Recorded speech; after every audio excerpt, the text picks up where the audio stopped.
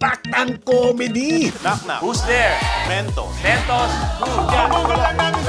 Dahil this Saturday, sa game platform maglalaro ang FPBL athletes. Mga basketball player daw nagiging marupok. Bakit ako? Ano sa Tagalog ang tawag sa tali ng sapatos? Shoelace.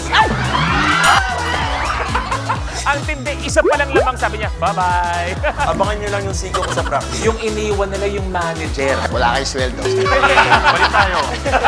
At sa Sunday, pagpapasaya ang topic ng Cool Pals. Ano ang kulay ni E.T.?